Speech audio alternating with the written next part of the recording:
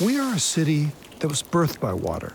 We were shaped by water, and hopefully, we will be sustained by water.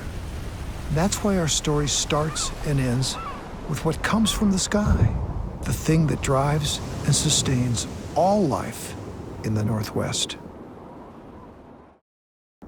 Around 17 to 15,000 years ago, a blink in geologic time, much of our region's water took the form of snow and ice, frozen in the massive Vashon Glacier that reached all the way south to Olympia. It was 3,000 feet high, where the Space Needle sits today, and a mile tall, only 90 miles north. Only the taller mountains stood above the massive ice fields. Over time, the ice sheet retreated rapidly, and the Pacific Ocean flooded in, leaving inlets, bays, islands, and fjords, what the natives called the Wulsh, or the Salish Sea. The southern end of the Salish Sea is today called Puget Sound. As this ice melted, people settled the area. They had their own creation stories and myths for this fantastic landscape. In the timeline of Howells, the Great Changer, our human lives are the blink of an eye, a snowflake falling on a blue glacier, wispy breath of cloud in an azure sky, particle of mist lifting a rainbow from a waterfall's dramatic cascade. And though our lives are but a flake of snow, drop of rain, sparkle on a cresting wave, together we are also the glacier, the salmon stream, the endless turning tides, ebbing and flowing. We are the changer. In us, the spirit of water resides. We have been here for a very long time, holding sacred knowledge that water is life. I grew up listening to my grandmother talking about creation stories or origination stories, stories of origin. Grandma used to talk about the story of how we came to be, how the humans first began to make an appearance here in the Pacific Northwest. There's a site on the north end of Lake Washington. This site, being around 14,500 years ago, simply verifies these stories, what we call teaching stories about who we are and where we come from. There are a lot of those stories in our communities, in our native nations. And what strikes me is that many of them are family stories. We've got all these different stories. How do we start to piece these together? But that was actually the wrong question, because these are family histories. And so, of course, our families have come from many different places over time. I guess I just think of them as long ago times, stories from long ago times, which reflect the long history that our nations have had here in the Salish Sea. And I'll take that term, our history, just one step further, and actually call it a relationship with the landscape, a relationship with the first foods, a relationship with the water systems, right? All of these, the mountains, and all of these natural resources that exist within these areas, that might help a lot of our non-native neighbors understand just a little bit better about who we are and where we come from. And once they understand that there's this unique and very special relationship with these natural resources, then I think we're off on the right foot and in the right direction. Prior to the arrival of non-natives, the indigenous peoples of Western Washington lived in thriving communities, numbering over 30,000 people. They hunted deer, elk, and bear, and gathered wild plants and berries. In owned fields maintained by fire, women cultivated camas, a bulb that tastes like an onion and a sweet potato when roasted. Native families relied on seafood that was gathered and caught from rivers, saltwater, and beaches. Villages had access to specific locations where they had harvesting rights. Macaws also pursued whales and seals, often going far out to sea to hunt. The most abundant and dependable fish was salmon. Native peoples took salmon and steelhead in regular and dependable runs. Communities exchanged dried salmon for other goods across vast trade networks. Their fishing methods both maximized catches and conserved fish because indigenous peoples saw salmon, whales, and other fish as non-human kin who gave themselves to humans. All communities observed some form of a first salmon ceremony. After catching the first salmon, they suspended fishing for a time and shared that first salmon with everyone. They then floated its bones downriver where it could tell other salmon of the respect it had received. Lasting for days, these ceremonies allowed many fish to return to their spawning grounds. The region's original peoples lived in cedar plank longhouses in winter villages. The largest longhouses could be over 500 feet long.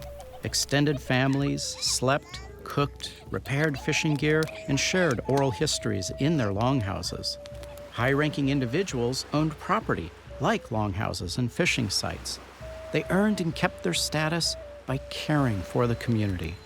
Villages along a watershed often shared similar practices, languages, and identities, and worked together.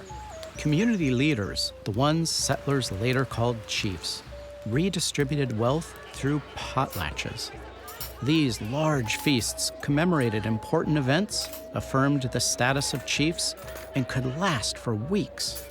A potlatch host accumulated a great wealth over many years before giving it away to the hundreds of guests who came from nearby villages. Before the arrival of non-natives, Western Washington was populated by many different indigenous communities and languages. These peoples had thrived for thousands of years along the shoreline of Wulge, the body of water we now call Puget Sound, and in the nearby river valleys. They created and maintained, and still maintain, close relationships with their homelands and waters. Since North America's discovery, merchants and sailors had sought a shortcut between Asia and the New World. The mythical Northwest Passage, if it existed, would cut months off a treacherous sea journey around the tip of South America. In 1596, a Greek known as Juan de Fuca claimed he had sailed almost 3,000 miles north from Mexico and located the strait, which now bears his name, but returned home before mapping or exploring the area. When Britain's great maritime explorer James Cook arrived in 1778, he missed the strait because of poor weather. We saw nothing like it, nor is there the least probability that ever any such thing existed. In 1790, Spaniard Manuel Quimper explored the strait, leaving a legacy of names such as Lopez Island, Haro Strait, and Rosario. Many of Quimper's names and claims were soon replaced when British Captain George Vancouver arrived in 1792. Vancouver and his crews became the first Europeans to sail south into what he named Admiralty Inlet and Puget's Sound. The name honored his lieutenant, Peter Puget. Like most explorers of the time, Vancouver created new place names to establish ownership. In contrast, native place names reflected relationships based on generations of habitation. Names were not about ownership. They were about respect, for the land was a member of the community. As Captain Vancouver sailed through the region, he was impressed by the landscape. To describe the beauties of this region will, on some future occasion, be a very grateful task to the pen of a skillful panegyrist. His appreciation did not extend to the native people. He labeled one village the most lowly and meanest of its kind. Clearly not a fair assessment of people who had thrived for thousands of years. Soon, it would be altered forever. Within decades, the indigenous people were decimated by contact with the explorers. When Vancouver arrived, he found a great many deserted villages capable of holding many hundred inhabitants. The cause? Smallpox. Native people had no resistance, no immunity to smallpox. so it wiped out an estimated 30% of their population, making them far more susceptible to colonial takeover. With the arrival of the first Americans in 1841, the relatively good relationship between native and non-native began to change. When Charles Wilkes and the United States Exploring Expedition sailed into the Sound in 1841, they left behind more than 260 place names, such as Elliot Bay and Bainbridge Island. The goal was to establish a framework for future ownership by non-native settlers. 54 years had passed since George Vancouver sailed into Puget Sound. The dream of a Northwest Passage was long forgotten. In that time, people's relationship to the land had changed. In contrast to the native viewpoint of sustainability and respect, the newcomers saw the land and water as products to be owned and sold. Salmon, timber, fur, coal, it was all fair game for personal profit and exploitation. The repercussions would echo down through the ages.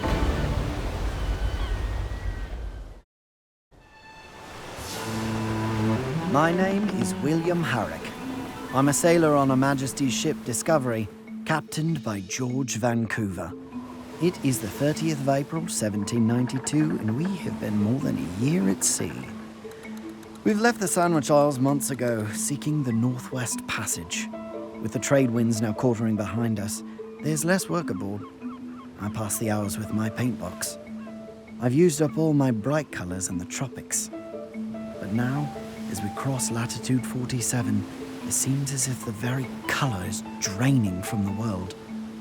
Our first sight of land is black cliffs. Behind them, a forest of the very darkest green. Now, I must use my dark colors. We enter the Great Channel and spy dwellings with smoke rising from them. Dark figures gather on the beach to watch us pass. 2 skiffs are ready to ferry men ashore, as we are eager to meet the inhabitants and trade for fresh food. The rats have gotten into our hardtack. Our cheese is bad, and the flour has weevils. The rain does not cease, and I have come to the last of my dark colors. Soon I will have no more paint. I have nothing left but black and the white of the paper. I need to find a thing to paint that is black and white only. Ah, there it is.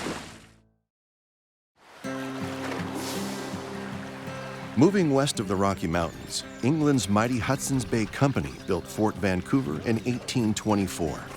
The Oregon Country had become its Columbia Department. Hudsons Bay was North America's largest trading company, and pretty much all of North America's furs passed through the company's warehouses. Its leader was Dr. John McLaughlin, but he was not smiling. Foreign traders were getting furs right under his nose. So he built forts from southern Puget Sound to Russian Alaska and chased the foreigners out using fast canoes and sailing ships. Starting in 1833, Fort Nisqually, located near present-day DuPont, was a small trading post, but by the 1840s, it had become the company's main farming operation, called the Puget Sound Agricultural Company. Most of today's Pierce County had thousands of grazing sheep, pigs, cattle, and horses. Coast Salish natives, British, French Canadian, and Hawaiian men, women, and children were hired to work the herds and fields. They harvested tons of produce, wool, furs, and hides, all of which were shipped to distant ports. The company even sent a canoe full of potatoes to the hungry settlers on Alki Point, the beginnings of Seattle. Even by 1845, very few Americans lived north of the Columbia River. The arriving settlers with dreams of land and fortune wanted the Hudsons Bay Company and Coast Salish natives gone. The trading post took center stage in a clash of cultures. Company land and property were stolen, animals killed, and its people harassed by the settlers. The Treaty of 1846 set the international boundary at the 49th parallel, putting all of Hudsons Bay's holdings south on U.S. soil. Business declined and the company's leaders decided to leave, selling its land and buildings to the United States for $650,000 in 1870. Today, Hudsons Bay Company still exists, but only in Canada. In Washington State, it survives in history books, and at places like Fort Vancouver National Historic Site in Vancouver and Fort Nisqually Living History Museum in Tacoma. You see them at the aquarium, all cuddly and cute and playful. But 200 years ago, sea otters played a key role in the discovery and settling of the Puget Sound region. In those days, sea otters could be found from Alaska to Mexico in great abundance. Their fur, thick and soft and gorgeous, fetched incredible prices in China. And people combed the Pacific Northwest coast in search of this soft gold. Hundreds of thousands of otters were taken, until by the 1820s, they were almost extinct. While the search for otters was confined to saltwater, trappers continued moving west from the Rocky Mountains in search of beaver, a pelt prized in Europe and Asia. Tens of thousands of beaver and other fur animals were trapped, skinned, and exported. Fur trading companies such as the Hudsons Bay Company built outposts and battled each other over access to the best trapping areas. Settlements were established and fortunes were made. Early Seattle was built on an empire of fur. Today at Alki Point, the West Seattle beach that draws thousands of Seattleites and tourists each summer day, there's a monument marking the city's birthplace. This Seattle hotspot was very different in 1851, when members of the Denny Party, a group of settlers from Illinois who came west on the Oregon Trail, landed at Alki on the schooner Exact on a dark, rainy November day. The cabin, built by one of their advance men, was still without a roof. Once off the boat, women in the party sat on the driftwood and cried. It was a rough way to start. When the Dennys arrived, Seattle was still in the Oregon Territory, and Washington was another 36 years away from becoming the 42nd state. People say that settlers who came to Seattle had a relentless entrepreneurial spirit. That was certainly the case for the 24 members of the Denny Party. They called their new home New York Alki, and the Duwamish people helped them survive their first winter and kept the youngest, 6-week-old Rollin Denny fed with clam nectar. Within a few months, several from the Denny Party moved to a more favorable spot on Elliot Bay. The area looked much different then, with steep hills and immense tide flats, where today we have glittering sports stadiums. The city's namesake, Chief Seattle, was welcoming, providing food and trade to help the hapless settlers gain a foothold. Around that same time, March of 1852, Dr. David Doc Maynard landed at the New York Alki settlement, arriving in a canoe paddled by Chief Seattle and other Duwamish tribal members. Almost immediately, he launched new business ventures, catching and salting salmon, cutting cordwood with help from the Duwamish people, and opening the Seattle Exchange General Store. The same month that Washington became a territory, Henry Yesler opened Puget Sound's first sawmill on the eastern shore of Elliot Bay. It was lumber from the vast local forests that created the city's first major export industry and built many of Seattle's first formal structures. Yesler also employed many of the area's indigenous people and had a reputation for treating them well, knowing that without their labor and welcoming attitudes, the mill and the pioneers would not likely have survived. Roughly a decade later, Asa Mercer, the first University of Washington president, brought groups of Mercer girls here from the East Coast, in part to work local teaching jobs, but also to be available as potential brides in a city packed with bachelors. His effort was best remembered by Here Come the Brides, a 2-season fictional TV series that debuted on ABC in 1968, inspired by the Seattle story. While the mills and those early businesses are long gone, these early pioneers carved a city out of the forest. In a way, they are with us still, and we are reminded of them daily by the local street signs, Yesler Way, Maynard Avenue, and the streets named for those in the original Denny Party, Denny Way, Terry Avenue, Boren Avenue, and Bell Street. It was April 1852, a year after the Denny Party's founding of Seattle, that Nicholas Dellen started building a water-powered sawmill on Commencement Bay. The mill jump-started development in what became Tacoma, and it fueled a battle between Tacoma, Seattle, and Olympia. Each had big dreams of becoming a prestigious and profitable international port city. The cities battled for the railroad terminus, the state capital, and the territorial university, decisions that would reverberate for generations. In 1868, Morton Matthew McCarver founded Tacoma, believing it would secure the railroad terminus. Tacoma aggressively advocated that it was the natural choice given its superior location on Commencement Bay. But the competition was fierce. Northern Pacific Railroad surveyors visited Seattle in 1870, and a buying frenzy erupted. One Seattle lot that had sold for $300 only 2 years prior was resold for $10,000. The city even offered more than $700,000 in incentives to locate the railroad in Seattle. Despite the incentives, Seattle was snubbed. In 1873, Northern Pacific announced Tacoma would get the railroad terminus. Seattle business leaders were furious and responded by building the Seattle and Walla Walla Railroad, and later another line that connected Seattle to the Canadian border. They continued to push Seattle's commercial advantages, slowly winning over Northern Pacific by the late 1880s.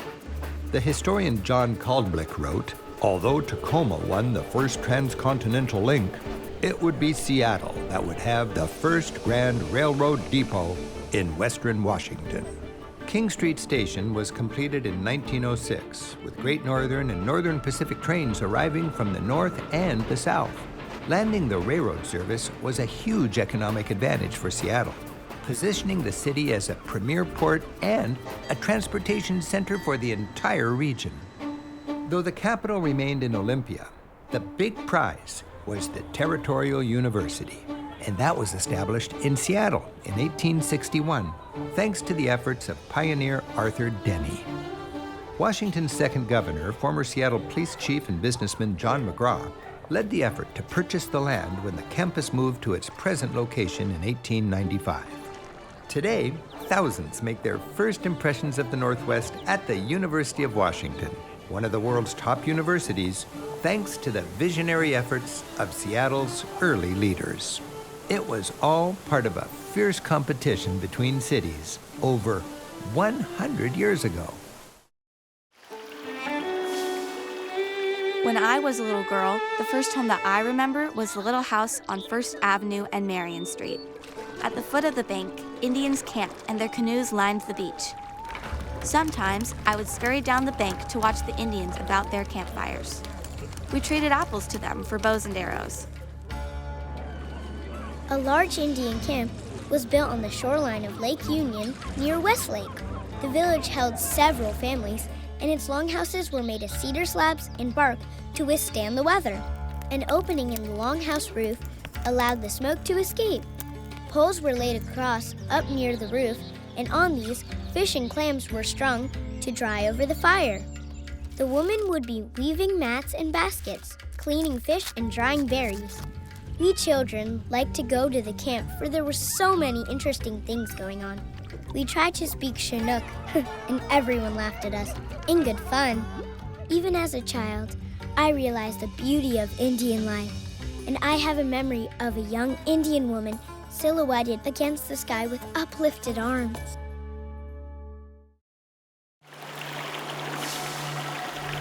Seattle is named after my great-great-great-great-grandfather.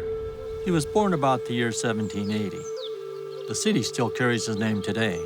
It is the largest city in the world, named after a Native American. People all over the world say Seattle, but in the local language, it's pronounced more like Seattle. This is the indigenous language of the region, the Tshutsi. My grandfather was wise and resourceful. He requested a provision of uncovered access to our tribal burial grounds in signing the Point Elliot Treaty of 1855. Access to our burial grounds is significant in our tribal beliefs. He recognized the strength of these strangers and the need to join forces with them to ensure the welfare and longevity of his people. Seattle represented both the Duwamish and the Suquamish tribes in signing the Point Elliot Treaty of 1855, a treaty giving away all the land known today as Seattle. He recognized that resisting the coming change brought forth by these more powerful people will only result in death and destruction of his people. He chose to make friends with these strangers and, in doing so, influence any future decisions that might come. These friendships were not always popular. Seattle was a foreteller of things to come, recognizing the impact these new people would have upon the region, people, and place. My grandfather, Chief Seattle, chose the path of subtle influence and friendship.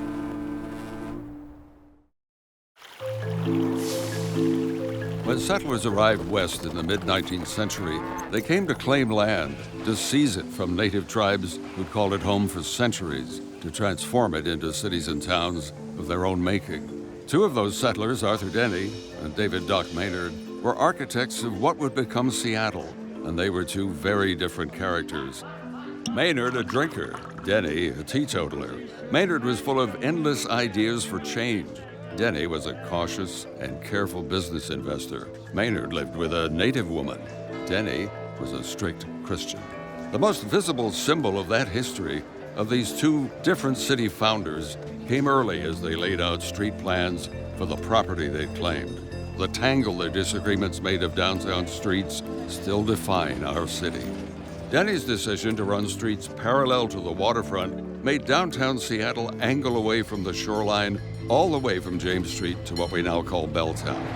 Maynard, though, chose a traditional north-south, east-west pattern. The streets on his land followed the compass, not the waterfront.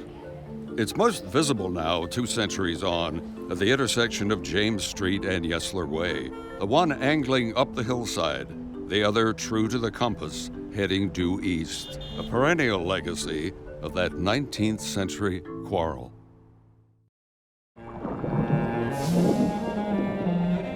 The story of Pacific Northwest salmon is one of abundance and balance that lasted thousands of years. Tens of millions of salmon arrived every summer and fall, feeding whole villages for the entire year. We're salmon people. Salmon has always been culture, and culture is salmon. Everything points back to salmon for us. Salmon was as predictable as the rain and tides. They were part of an ecosystem that fed the local people and enriched the land. Our societies were built around salmon, and the runs and our village locations and longhouses and winter villages and summer villages were places where 5 generations of family could be at one time. Everything was in sync. And there was just abundance and life and really living. The newcomers changed all that. To them, the salmon were like liquid silver. Soon there were fleets of fishermen, nets across river mouths, and hundreds of canneries up and down Puget Sound. It was easy money. Everyone rushed to exploit this bounty of the sea. And still, the salmon kept returning. For a while. Until one day, the nets didn't splash with silver. Salmon, the iconic fish of the Pacific Northwest for thousands of years, the desire of sportsmen and chefs worldwide, was in big trouble. Its demise was sudden and predictable. We're in a place called the Evergreen State, and every time I read that, it makes me giggle. Or the Apple State makes me giggle a little bit louder, because for us, it's the Salmon State. You look at the abundance of rivers and the sea and Puget Sound. It's the Salmon State. It's fed the inhabitants and the occupants since the beginning of time. And so we wonder, are we committed enough to save the salmon? If we save them, do we save ourselves? In the mid-1880s, the population of Seattle was growing quickly as settlers began claiming land where our villages were located and where we hunted, fished, and gathered food. While many Indians and settlers worked and lived peacefully, there were culture clashes, skirmishes, and occasional outbreaks of violence as land was claimed by outsiders. Earlier, in 1853, Washington Territory Governor Isaac Stevens had held a rapid series of treaty talks with the local Indian nations. Stephen's aim was to squeeze as many different Indian nations into the smallest territories possible to make room for the incoming settlers. The Treaty of Point Elliot, signed by Chief Seattle in 1855, accepted a reservation for both the Suquamish and Duwamish. He believed that the settlement of vast numbers of outsiders was inevitable. Upset by the treaties and the taking of Indian lands, in January 1856, tribal warriors attacked the newcomers living in the Seattle settlement. U.S. Marines and a Navy sloop of war, the Decatur, fought back. The battle, which lasted a single day, was part of a larger Puget Sound War that included Yakima Indians, as well as Nisqually, Muckleshoot, Puyallup, and Klickitat tribal warriors. Governor Stevens tried to declare martial law. War shall be prosecuted until the last hostile Indian is exterminated, he said. Judge Francis Chenoweth pushed back on his power grab. Chief Seattle was convinced that a peaceful path could be found. He believed the settlers needed the Indian people's labor and superior knowledge of the local natural resources. At the same time, Chief Seattle recognized the settlers brought technologies, weapons and metalware, for example, and medicine that could help counter the diseases brought by outsiders. So he stayed out of the violent conflicts. Tragically, the exclusion of Indian people from Seattle, the overfishing of the region's salmon runs, and the failure to adhere to the treaties impoverished Indian people throughout the region. Chief Seattle died waiting for the fulfillment of the treaties' promises. Still, those treaties became the foundation for later legal opinions that restored some of the rights guaranteed by the United States and practiced by our people today. My name is Caleb. I'm 12 years old and I work at Simpson Camp 7, where the cold river comes down from Mount Tacoma. My father was a feller cutting trees until a barber chair broke his ribs. That's an accident when the tree spins around and just doesn't fall right. Father says he worked in the camps too when he was young. They took all the good trees first. So now I work to make money. I'll work in the camp kitchen for old Harper, boiling the beans and making the biscuits. When he isn't looking, I steal a spoon of molasses. He smells like tobacco and wet wool. The men are rough, and when I want to get away from them, I go into the forest. I go to where the big tree is. It's Douglas fir that's too big to cut. I have a friend who lives there. I bring him crusts of bread, which he likes. The trees we fell are fir, hemlock, cedar, and spruce. Nicholas Nickerson is the crew chief. He calls me a little brother. He says that the spruce is for the masts of ships, the hemlock for bad houses, and the fir for good houses, the cedar for shakes. He says that we are building the city of San Francisco, a part called the Western Addition. Someday, I want to go there. The men stand on springboards to fell the trees. Then they limb them. Nicholas says they will become beautiful homes. But aren't they already beautiful homes? We couldn't do it without horses. They like molasses too. The horses pull the logs down the hill into the Black River. We make rafts of them. This is dangerous too. Everything is dangerous. A steamboat pulls our load to the Yesler Mill. There, they load up ships with thousands of board feet and shingles. Nick says the railroad will soon come all the way to the Yesler Mill and take our wood over the mountains. The whole American West is building up. Cities, barns, schools, and churches. One day, I come back to Camp 7 and they're taking it apart. We have cut all the trees. We must start a new camp. I help Harper load up the mules. It's time to go, but I want to say goodbye to my chipmunk. I go to the big tree, but they've taken it too. It's gone, just a giant stump. I don't see my chipmunk anywhere. This was his home. I hope he finds a new one. Seattle had a big problem. Their infant settlement on the Salish Sea Puget Sound was isolated and accessible only by sailing ship or wagon. Hazardous journeys that took months. To survive and grow, Seattle had to have a railroad, steam trains, iron horses that could carry household goods, building materials, farm produce, and people across the country in as few as 5 days.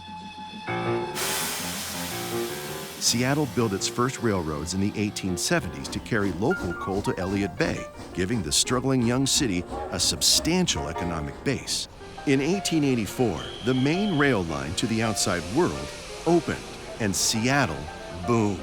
The convenience of train travel boosted Seattle's population from 3,000 in 1880 to 43,000 in 1890. Trains brought consumer goods from the East Coast and returned with lumber, canned salmon, and livestock from Puget Sound. Railroad exports built this town. Wealth grew. Many people lived better. But the impact of the railroad also ended Native American civilization as it had been for thousands of years. Today, Amtrak Cascades and Sound Transit carry growing numbers of passengers, while Union Pacific and BNSF haul millions of tons of freight in all directions. Seattle is a portal to the world. The railroads helped convert an isolated, rainy city in the Northwest into an interconnected transportation hub thanks to generations of diverse, hardworking people, all intertwined in Seattle's progression from a pioneer settlement to a modern metropolis. It wouldn't have been possible without the railroads.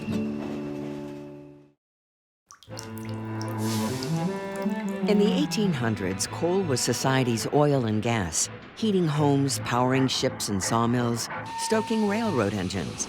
It was the energy that powered the economy. Luckily, the Seattle area had lots of it. Settlers opened coal seams in 1865 along Coal Creek in the Newcastle area. And soon, coal towns thrived throughout King and Pierce counties, such as Black Diamond, Franklin, and Renton. Much of the coal was headed to California to power the ever-growing demands of the railroads. It became one of Seattle's major exports. Coal mining was dirty, dangerous work, and the mines were owned by ruthless, hard-headed companies.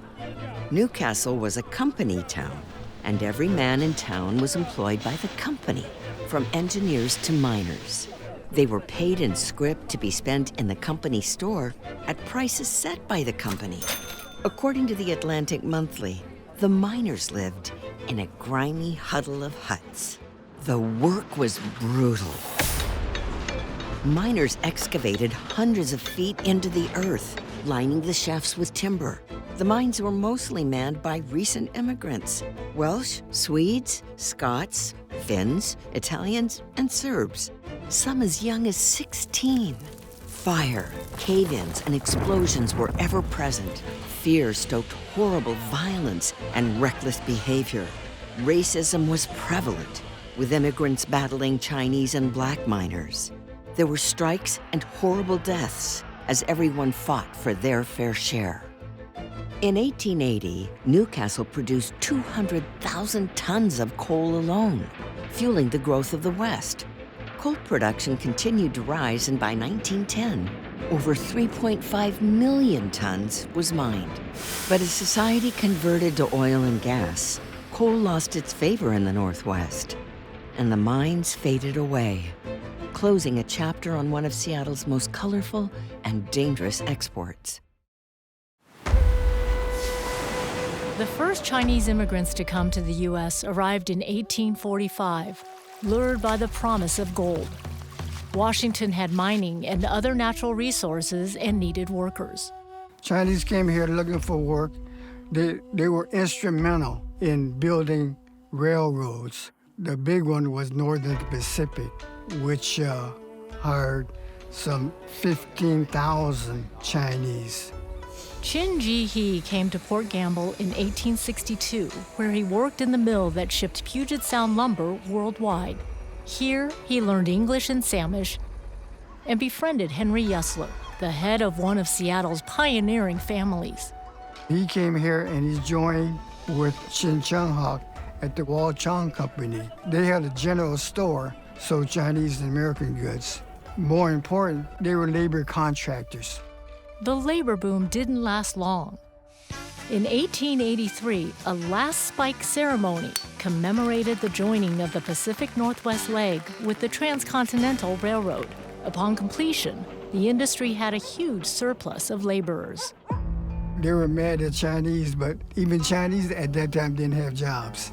There were anti-Chinese stuff in Olympia, Spokane, a little bit in Walla Walla. Competition grew for the scarce work, and already brewing anti-Chinese sentiments began to coalesce into unrest and policy action.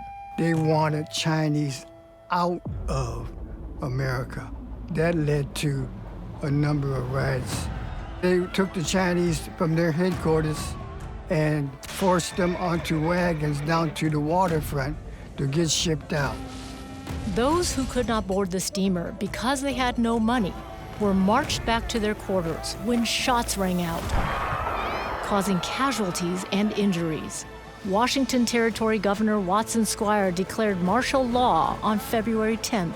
By the end of February 1886, only a few Chinese remained, including Qin Ji He. 2 years after the riots, economic conditions raised the demand for labor, and Qin Ji He established his own business, the Klondike Company. The Chinese survived targeted violence and racist laws aimed to drive them out of the Pacific Northwest. It wouldn't be the only time Seattle struggled with its Asian population. Still, their perseverance was critical for the early development of the region. They established a strong community that grew, flourished, and continues to contribute over many generations. Seattle would be a much different city without them.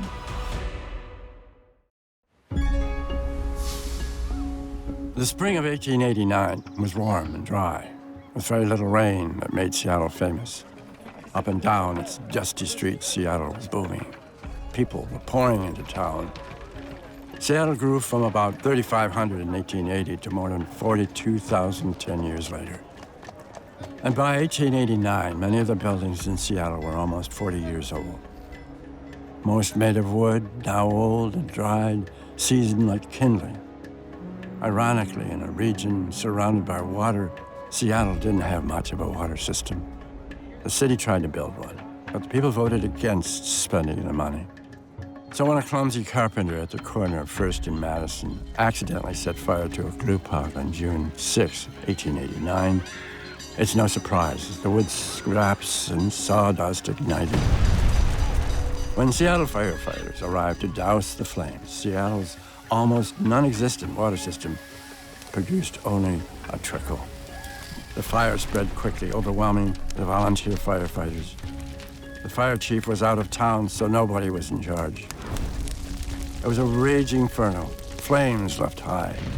Smoke filled the sky. People ran. Horses stampeded. Chaos. The man who started the fire was John Back. They were going to lynch him if they ever found him. John Back was never heard from again. In the end, 30 square blocks burned.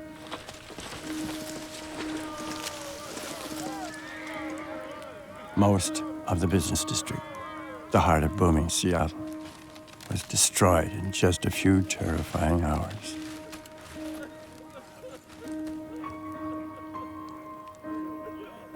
It was a complete loss. But Seattleites were tough. By the next day, the sound of tent stakes being hammered into the ground filled the air as a temporary town sprung up.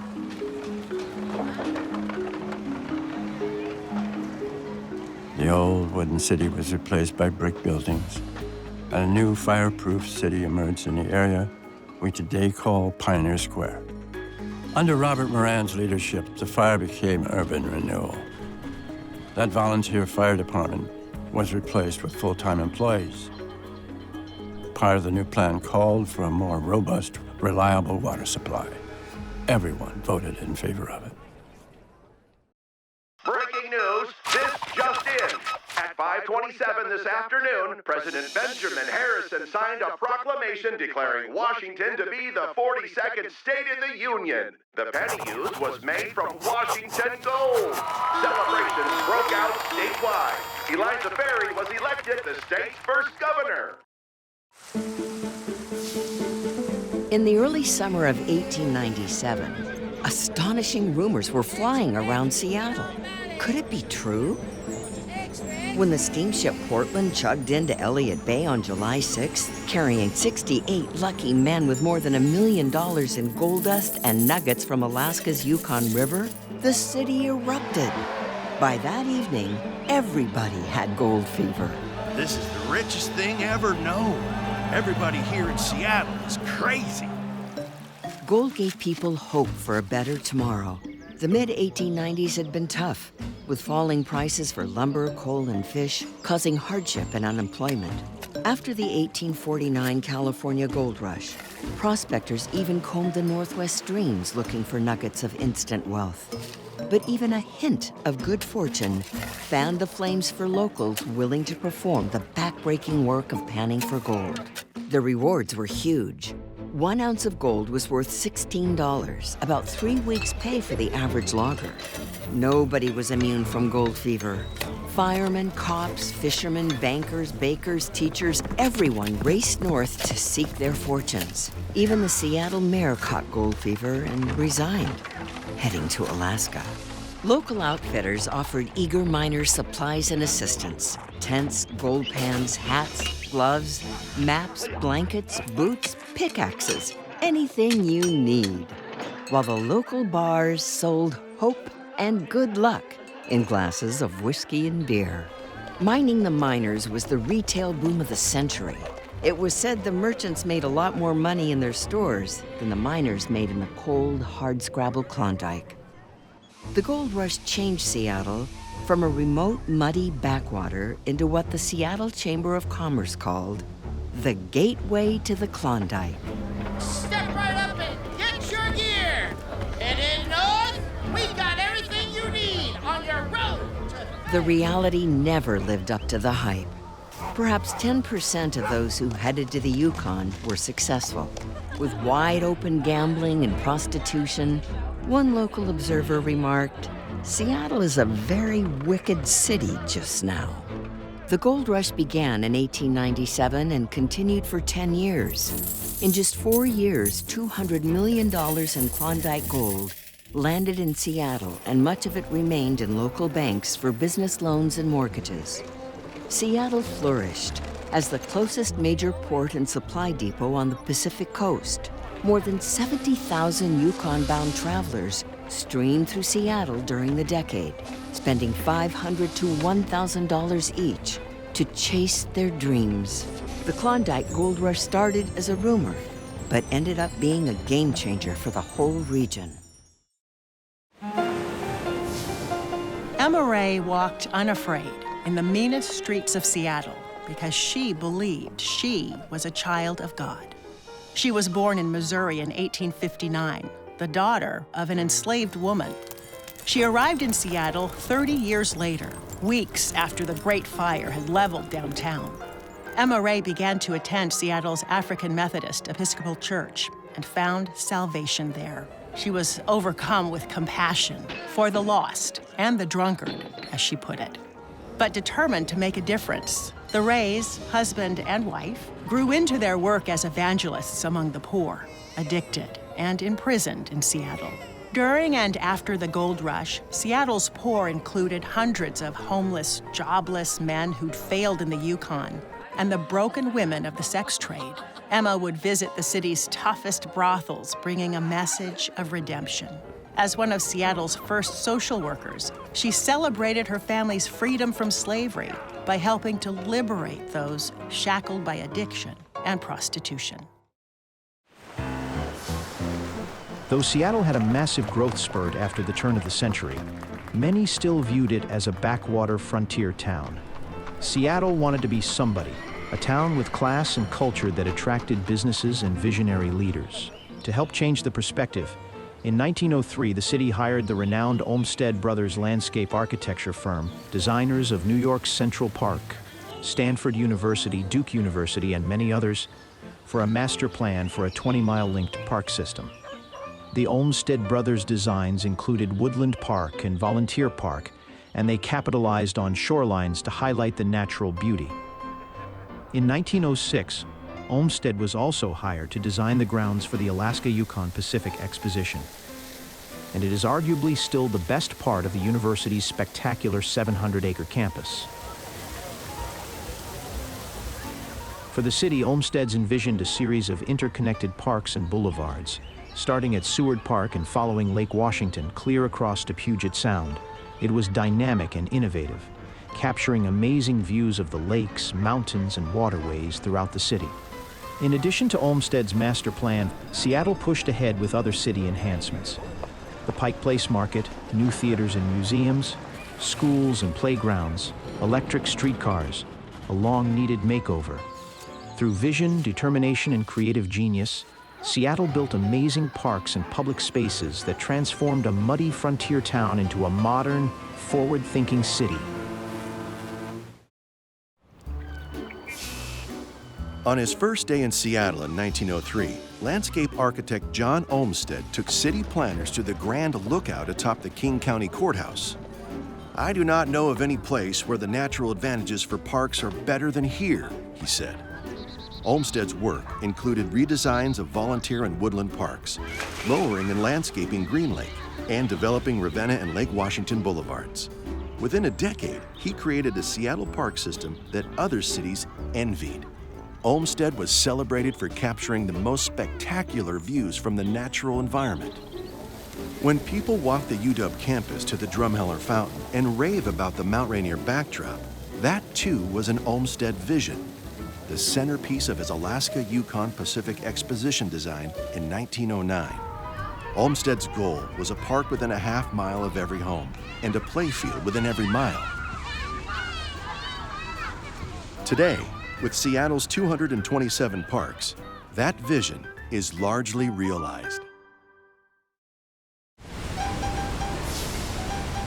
In early Seattle history, perhaps no year was as city-changing as 1907.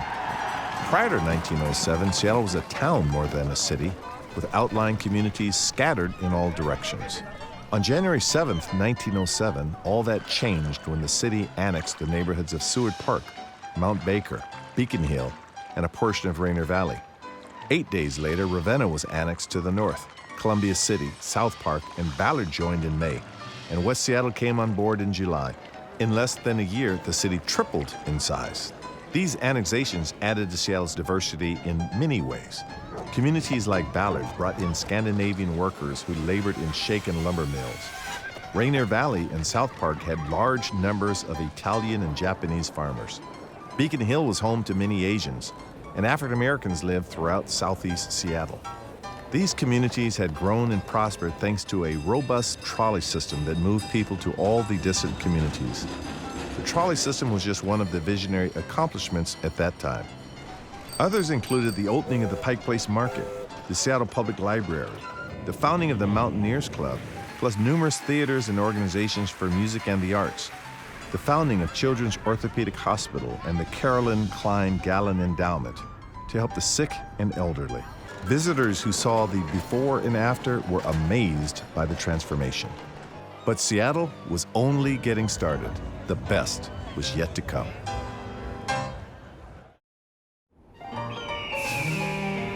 As the 20th century began, Seattle was changing quickly. It wouldn't be until 100 years later, in the 2010s, before Seattle would see this type of growth, thanks to the tech boom. From 1900 to 1910, the city's population soared from 80,000 to nearly 250,000 people. Boomtown was booming. Timber, railroads, salmon, and coal still drove the economy, but Seattle's economic base began to diversify. Shipbuilding and trade took off, as did manufacturing jobs. A tiny shipping company named UPS started in 1907 and grew into a giant. A small shoe store called Wallen & Nordstrom opened downtown at 4th and Pike. Voters approved the formation of Seattle City Light in 1902, and the first hydroelectric plant on the Cedar River opened 2 years later. The Cedar River watershed also supplied the city's drinking water. To celebrate this success, Seattle boosters determined that hosting a World's Fair would be the best way to showcase the region's wealth, resources, and advantages. A 260-acre portion of the University of Washington campus was chosen for the site due to its proximity to downtown and its breathtaking views of the Cascades, the Olympics, and Lake Washington. Beginning in 1907, land was cleared and millions of trees and flowering plants were cultivated to beautify the landscape. The plan for the World's Fair was developed by the Olmstead Brothers, and it transformed the forested campus into an international destination. This set the stage for the Alaska-Yukon Pacific Exposition of 1909, Seattle's introduction to the world and the beginning of one of the most amazing transformations in history. In just over 50 years, Seattle had evolved from an isolated, rain-swept settlement into a real city. It was ready to claim its place on the world stage through booms and busts, gold rushes and fires, sparkling summer days and gloomy gray winters. The innovative and visionary citizens had prevailed, and with luck and courage, created a city out of the forest. As you will see, Seattle was just getting started.